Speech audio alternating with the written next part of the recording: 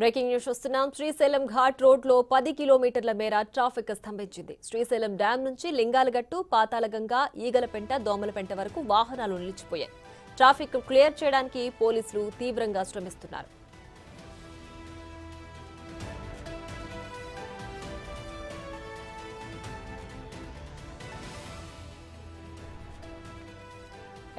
Srisailam road పైన traffic సంబంధించి మరింత సమాచారం మా ప్రతినిధి శ్రీరామ్ మరింత డీటెయిల్స్ అందిస్తారు. శ్రీరామ్, చెప్పండి, శ్రీశైలం ఘాట్ రోడ్ లో అంత ట్రాఫిక్ అవడానికి కారణాలేంటి?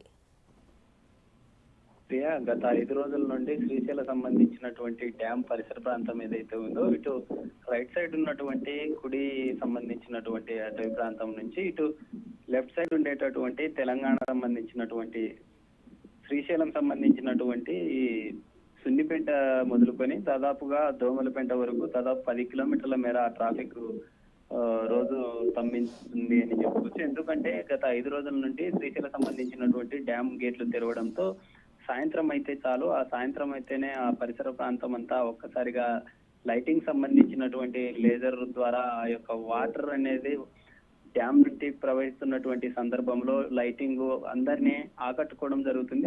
ఆకట్టుకుంటున్నటువంటి సందర్భంలో ఇటు సున్నిపేట నుండి శ్రీశైలం నుండి హైదరాబాద్కి వెళ్ళేటటువంటి యాత్రికులు పెద్ద ఎత్తున వెహికల్స్ అక్కడే రోడ్డు పక్కనే నిలుపుకొని అక్కడే ఉండేటటువంటి సౌందర్యమైనటువంటి దృశ్యాలను చూడడం కోసం అట్లా వెహికల్స్ ని పక్కన పెట్టి అలా చూడడంతోనే ట్రాఫిక్ అంతరాయం ఏర్పడుతుంది. అయితే వెళ్ళేటటువంటి క్రమంలో కూడా పోలీసులు ప్రతి 1 అవర్ కోసారి లేదా అక్కడే స్థానికంగా ఉండేటటువంటి పెట్రోలింగ్ నిర్వహిస్తున్నప్పటికీ ఎక్కడో చోట అక్కడ స్థానికంగా వెళ్ళేటటువంటి వాహనదారులు ఎవరైతే ఉన్నారో వాహనదారులు రోడ్ల మీద పెట్టేసి పక్కకి వెళ్ళి చూస్తున్నటువంటి క్రమంలో బ్యాక్ సైడ్ నుంచి వచ్చేటటువంటి వెహికల్స్ కావచ్చు లేదా ఎదురుగా వచ్చేటటువంటి వెహికల్స్ కి అంతరాయంగా ఏర్పడుతుంది.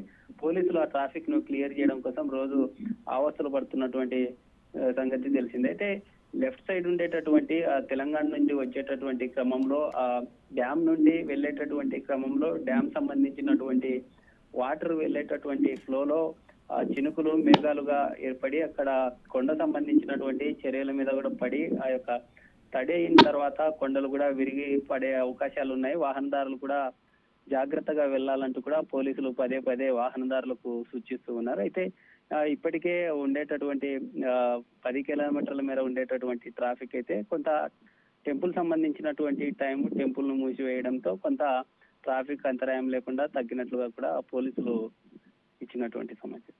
శ్రీరామ్, అయితే కేవలం పర్యాటకుల తాకిడి వల్లనే ట్రాఫిక్ ఇంత అంతరాయం కలిగిందా? అలాగే ప్రత్యామ్నాయ చర్యలు ఏం చేపట్టలేదంటారా?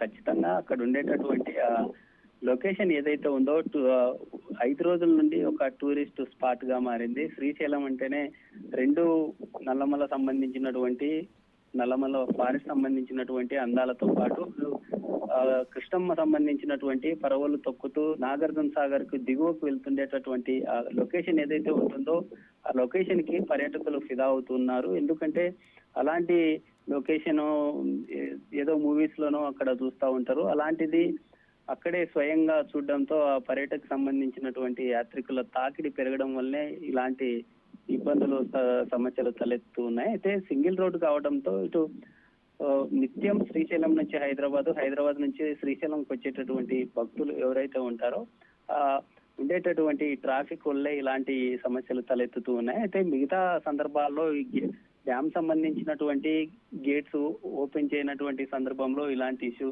చాలా తక్కువగా ఉంటాయి. అయితే శని ఆదివారాల్లో ఎక్కువగా ఈ పర్యాటకులు వీకెండ్స్ ఉండడంతో ఎక్కువగా రావడంతో కూడా అలాంటి ట్రాఫిక్ సంబంధించినటువంటి సమస్యలు తలెత్తే అవకాశాలు ఎక్కువగా ఉంటాయి. Right Sriram, thanks for the updates.